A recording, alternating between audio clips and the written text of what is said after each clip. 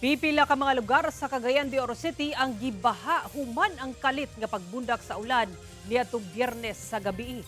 Ano ang report ni James Paulo Yap.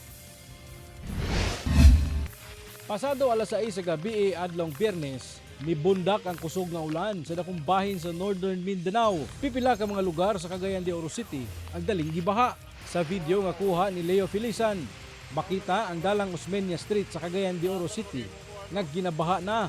Samtang nagpadayon gihapon pagtinda og gulay ang mga street vendor. Sa laing anggulo sa video, makita sab ang lagpas gutter nga kalawmon sa tubig baha sa JR Borja Street sa Cagayan de Oro City. Samtang kusog ang bundak sa ulan nga adunay dalang pagkidlat.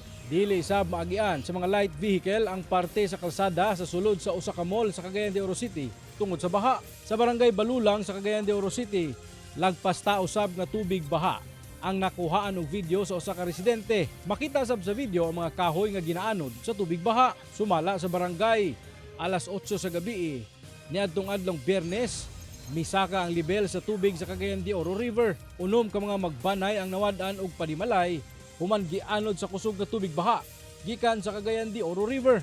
Ang pamilyang Kabsag dali nga mihikling sa barangay evacuation center human nga nalapawan sa tubig baha ang ilang balay. Lapas na sa tao kay lawom baya to kain dito sa among ubos. Ni saka pamangkin sa among kuan. Nagpadugay-dugay kay wala baya sukat bagpuyo na mo anak, wala baya mi anak naabot. Ang padre di pamilya nga si Aldrin Narisma dili pa matanto kung saon pagbarog ang iyang balay human naanod sa tubig baha.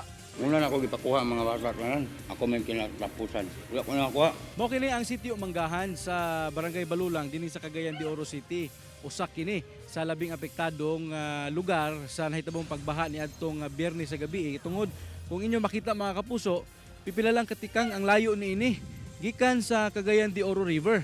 Gani sumala pa nga una ang nahitabong pagbaha kaning area dinhi sa maong lugar puno kini sa mga balay apan karon bugtong toilet bowl na lang ang nabilin gikan sa usa ka panimalay nga na-wash out gumikan sa maong pagbaha. Sumala pa sa opisyal sa barangay, 40 ka tawo ang apektado sa pagbaha nga mikabat sa 18 ka pamilya gikan sa sitio Manggahan sa maong barangay. Temporaryo silang nanimuyo karon sa Senior Citizens Office sa barangay Balulang nga mao'y nagsilbing evacuation area. Natagaan naman nato sila og mga basic needs kinila no kanang ilang mga kitchen need mga gamit gid nila.